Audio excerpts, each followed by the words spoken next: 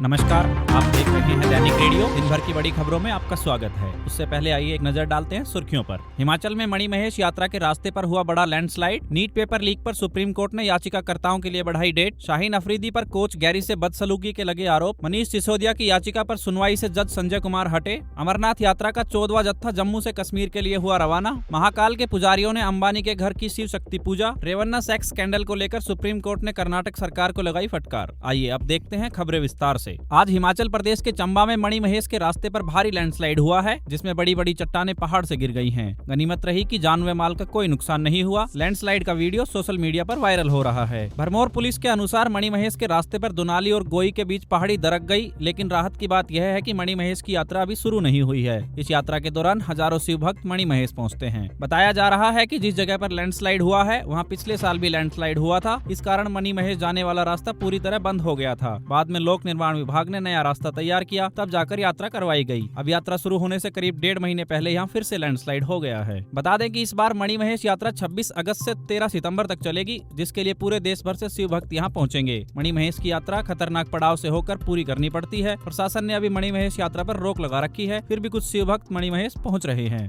आगे बढ़ने से पहले आपसे एक अपील है कि अगर आप चैनल पर नए हैं तो चैनल को सब्सक्राइब करें और बेल आइकन को प्रेस करें, ताकि हमारी हर वीडियो आप तक पहुंचती रहे। आइए अब देखते हैं आगे की खबरें।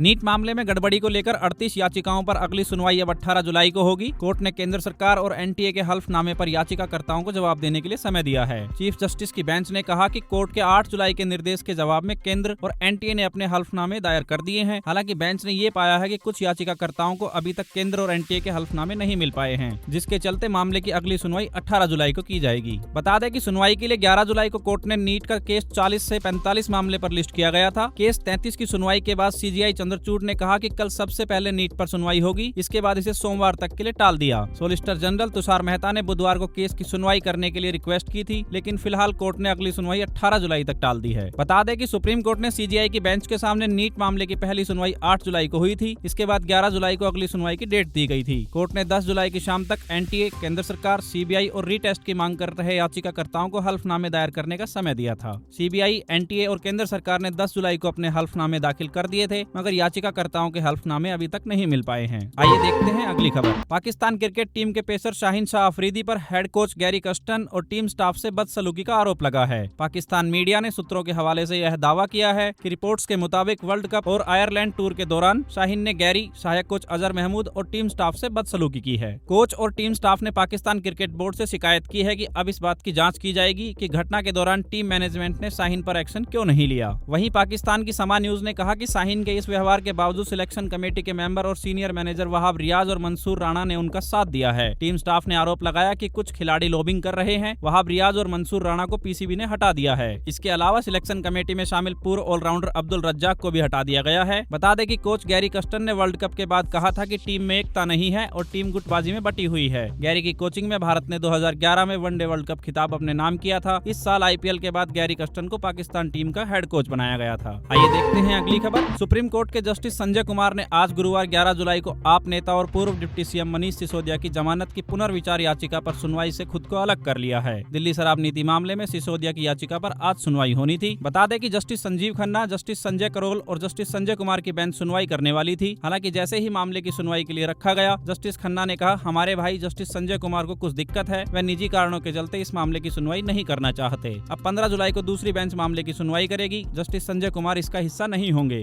सिसोदिया ने शराब नीति घोटाले से जुड़े प्रवर्तन निदेशालय और केंद्रीय जांच ब्यूरो केस में जमानत पर पुनर्विचार को लेकर 2 बार अलग अलग याचिकाएं लगाई थी। दरअसल सुप्रीम कोर्ट ने 4 जून को सिसोदिया की जमानत याचिका पर विचार करने से इनकार कर दिया था। इसके बाद सिसोदिया ने इस पर दोबारा विचार करने के लिए फिर से याचिका लगाई थी। आइए देखते हैं अगली खबर। अमरनाथ यात्रा के लिए आज गुरुवार सुबह जम्मू से कड़ी सुरक्षा के बीच तीर्थ यात्रियों का 14वां जत्था कश्मीर रवाना हुआ है। अधिकारियों के मुताबिक 4885 तीर्थयात्री 191 गाड़ियों में सवार होकर कश्मीर के बालटाल और पहलगाम बेस कैंप के लिए सुबह 3:06 पर रवाना हुए हैं। इस जत्थे में 2366 पुरुष, 1086 महिलाएं, 32 बच्चे और 163 साधु शामिल हैं। इस दौरान सीआरपीएफ के जवानों की कड़ी सुरक्षा देखने को मिली। बीते दिनों में हुए आतंकी हमले और सेना के जारी ऑपरेशन के बाद से यात्रा के बेस कैंप और मार्ग के आसपास सुरक्षा बढ़ा दी गई है। जानकारी के लिए बता दें कि 28 जून को राज्यपाल ने हरी झंडी दिखाकर अमरनाथ यात्रा के पहले जत्थे को रवाना किया था। तब से लेकर 77,210 तीर्थयात्री जम्मू बेस कैंप से कश्मीर के लिए रवाना हो चुके हैं। 52 दिनों तक चलने वाली अमरनाथ यात्रा 29 जून को शुरू हुई थी, जो 19 अगस्त को समाप्त होगी। बीते साल 4.5 लाख से अधिक तीर्थ यात्रियों ने पवित्र गुफा के दर्शन किए थे। आइए देखते हैं अगली खबर। बिजनेसमैन मुकेश अंबानी ने छोटे बेटे अनंत की शादी में महाकाल मंदिर के 2 पुजारियों को मुंबई बुलवाया है। उन्होंने अंबानी के घर एंटीलिया में बेटे के दाम्पत्य जीवन की सुख समृद्धि के लिए शिव शक्ति पूजा रखी है। पूजन महाकाल मंदिर के पुजारी आशीष शर्मा और संजय शर्मा ने कराई है। 10 जुलाई को शिव शक्ति पूजन के साथ अनंत अंबानी और राधिका मर्चेंट की मेहंदी सेरेमनी भी हुई। दोनों 12 जुलाई को विवाह बंधन में बंधेंगे। विवाह संपन्न होने तक दोनों पुजारी मुंबई में ही रहेंगे। इस हाई प्रोफाइल शादी की रस्में 3 दिन तक चलेंगी। वहीं महाकाल मंदिर के पुजारियों ने मुकेश अंबानी, उनकी पत्नी नीता अंबानी, होने वाली बहू राधिका मर्चेंट और बेटे अनंत अंबानी को जय महाकाल लिखा हुआ दुपट्टा पहनाकर आशीर्वाद दिया। चांदी के बिल्व पत्थर, भस्मी और महाकाल की प्रसादी भेंट की। इस दौरान एक्टर रणवीर सिंह और दूसरे सेलिब्रिटीज ने भी पुजारियों से आशीर्वाद लिया है।